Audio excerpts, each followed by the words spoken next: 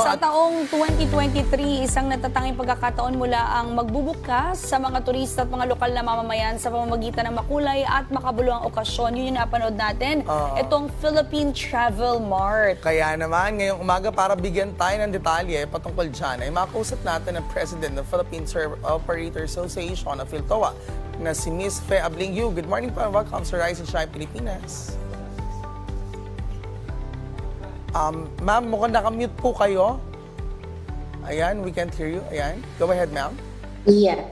Okay. Magandang umaga, sir, at magandang umaga, ma'am, at lalong higit sa lahat ng mga nanonood sa inyo sa programang ito. Alright, para po maliwanagan ng ating mga ka-RSP, ano po ba itong Philippine Travel Mart at ano po ba yung main objective nito? Well, ang Philippine Travel Mart is a yearly or an institutional project of the Philippine Tour Operators Association. We are now on our 34th edition. And ang layunin po talaga ng Philippine Travel Mart ay tulungan ang ating mga kapatid sa industriya, sa tourism, sa industriya ng tourism, kung paano pa mapapalago ang turismo sa buong Pilipinas. Alright, Ms. Fe, ano naman po yung mga inihanda natin ng Philippine Tour Operators Association of PhilToa para dun sa ika-34th na edition ng Philippine Travel Mart? Go ahead, ma'am. Well, ngayon po, ang 34th Philippine Travel Mart, marami po kaming inihanda.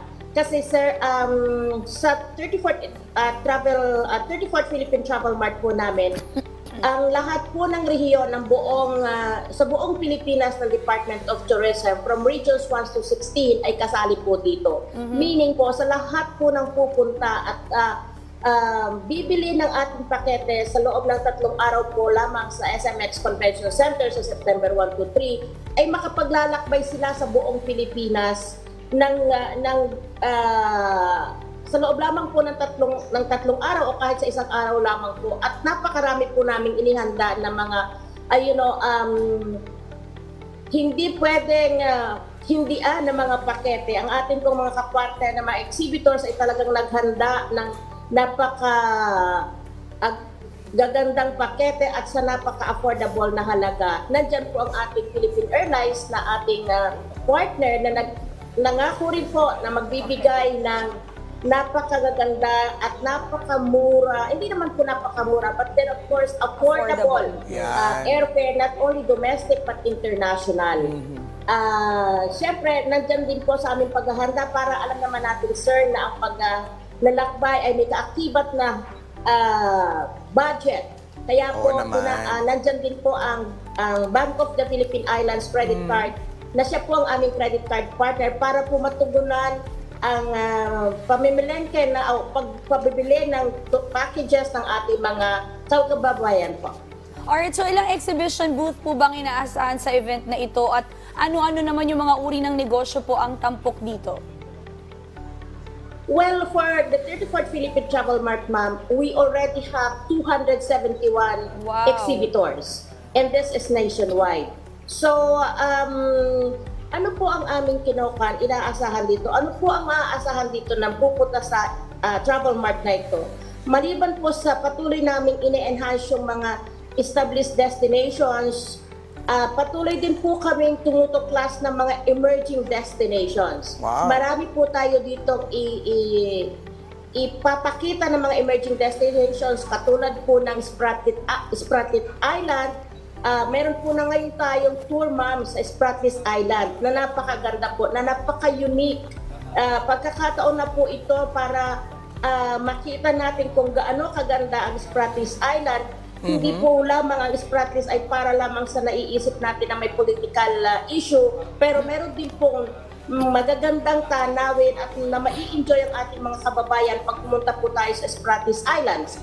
Ganon din po na patuloy kaming tumutulong sa iba pa pong destinations katulad po ng ating Southern Philippines, sa Mindanao po. Nandyan po tayo sa Barm, nandyan po ang Zamboanga, ang Isabela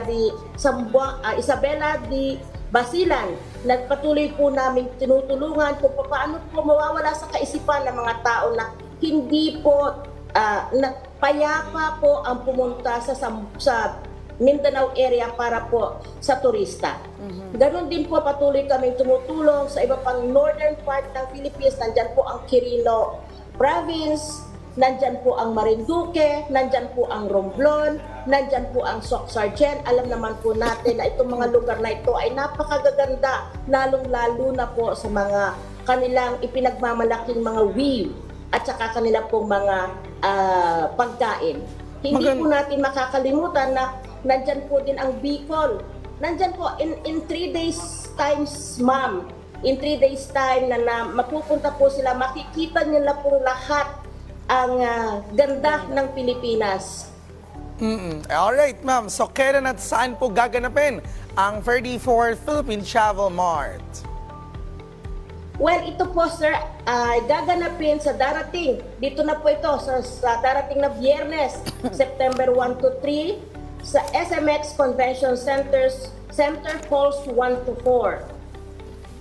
Alright, so saan po ba maaaring makakuha ng karagdagang detalye ang ating mga ka-RSP para sa kaabang-abang na event na ito? And please to invite our ka-RSP to support Philippine Travel Mart 2023.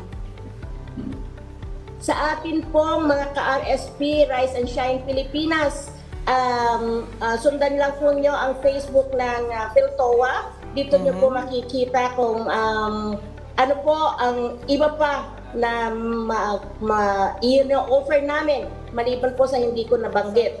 So, tsaka kung maaari lamang po ay pumunta talaga sila sa atin, sa aming pagtatanghal. Hindi naman po napakalaki ng entrance fee. Ito po ay 50 pesos lamang.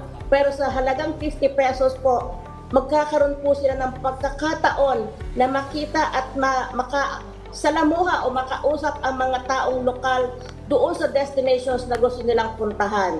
At hindi lamang po destination ng ating itinatanghal dito, ma'am.